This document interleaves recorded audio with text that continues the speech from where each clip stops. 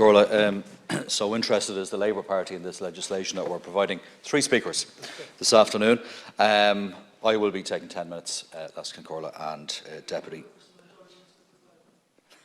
Like the other 2 speakers. We don't do indulgences. We don't do indulgences in the Labour Party. No plenary indulgences. As a secularist party, we don't. Deputy Sherlock will be following Deputy Howland with 5 minutes. So I welcome the opportunity to speak on the bill here this afternoon. It provides, as we know, a legislative framework for a new streamlined development consent process for activities in the maritime area, including offshore renewable projects.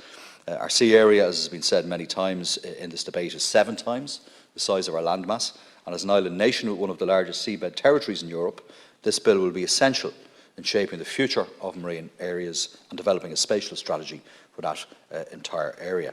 If done correctly, as has been said as well, it will help scale up our renewable energy capacity, protect our coastal communities and marine habitats, while also providing a foundation for what needs to be a sustainable fishing and indeed tourism sector too. And I do note, as others have, that environmental NGOs such as Antashka, the Irish Wildlife Trust and the Sustainable Water Network, in addition to some in our inshore fishing community, have voiced their dissatisfaction, if I can put it that way, with the prior consultation process, which, as far as they are concerned, has not adequately considered many of the issues that they've raised in the required depth.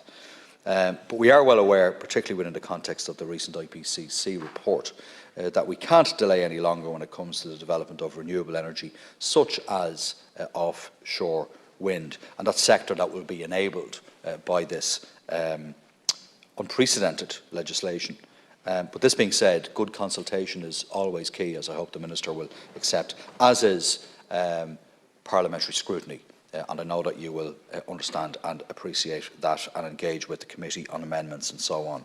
So Labour supports the thrust of this bill, particularly the need to address the current lack of cohesion around Ireland's marine planning consent regimes and the consequent confusion and duplication this causes. Anybody who represents a coastal community and a coastal constituency will understand the concerns that people have had and the problems that have arisen in relation to the range of different agencies and organisations involved in planning consents and so on for economic development in our coastal areas and environmental development also. We're also conscious that the passing of this bill with appropriate amendments will be essential in helping Ireland to reach its climate action and renewable energy targets, particularly in enabling the scaling up of offshore renewable energy.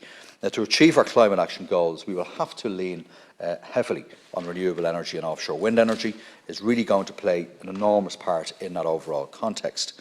Ireland needs to harness our potential here to be world leaders in wind energy as part of a broader new industrial strategy, even aside from meeting our climate action targets. The case of Denmark, a similar sized country, I think is illustrative.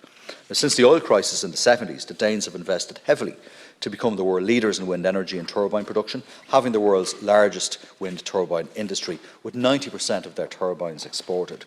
But consequently, the country now has the highest proportion of wind power in the world, accounting for a little under half of its total electricity consumption. Now, this has not only drastically cut their carbon emissions, but has also decreased citizens' energy bills and the country's dependence on imported fossil fuels, which are, of course, subject to geopolitical and price instability. Now, we need to take this example as a model of best practice and apply this here. If we're ambitious enough, Ireland can become the next European superpower in renewable energy and produce up to 5,000 megawatts of offshore wind energy by 2030. Wind power has the potential, there's no exaggeration, to transform our country in a similar way to how oil transformed the economies of the Gulf states, and respected economists have written and commented about this.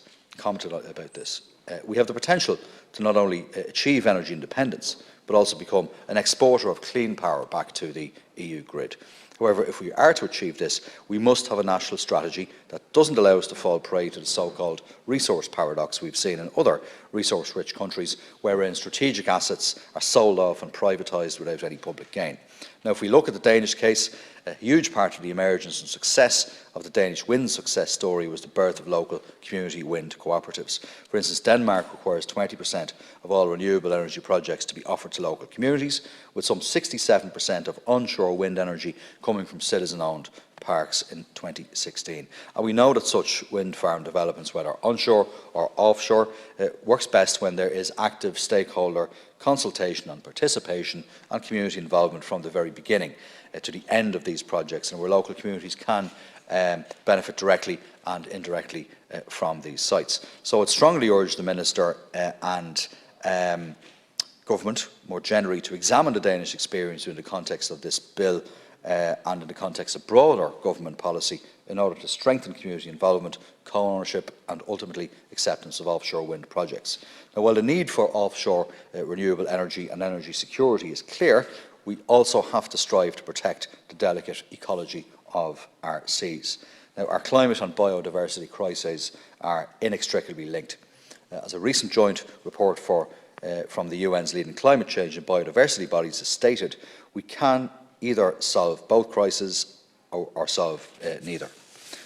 The Labour Party has been at the forefront of biodiversity protection along with climate action, and in our last manifesto we made a clear promise to set up maritime conservation zones to allow for Irish fish stocks to recover.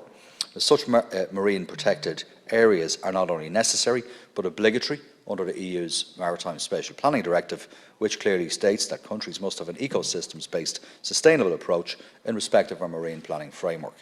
While the process of scaling up designation of MPAs in Ireland to 30% of maritime area over the next decade is welcome, as it stands, I think has been referenced earlier on, there is really minimal protection of Ireland's seas as it stands, covering just over 10,000 square kilometres at this moment in time. At just 2% of Ireland's total maritime area of nearly half a million square kilometres, this is among the lowest in the world.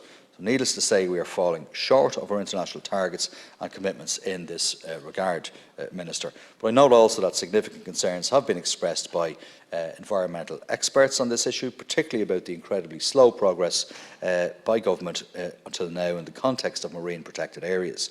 Professor Crowe of the UCD Earth Institute, for instance, has stated that, and I quote, "Current Irish legislation doesn't define MPAs and is limited in its ability to enable the conservation of many of Ireland's threatened or important species, habitats and other marine features of biological or cultural significance." And his report concludes, and this view is shared both by other experts and environmental groups, that Ireland's network of protected areas, and I quote, "cannot be considered coherent, representative, connected or resilient, or to be meeting Ireland's international commitments and legal obligations." Now, we know from the experience of other EU countries that such legislation like this may take 2 to 3 years to pass, to be enacted, to come into effect. So I would strongly urge government to strengthen and implement any interim measures that they can to protect areas of the marine environment in the meantime. So in closing, I extend my party's support to this bill. We look forward to proposing more detailed amendments on the issues that I raised and the issues others may raise in the context of this debate at the later stages of the legislative process. For me,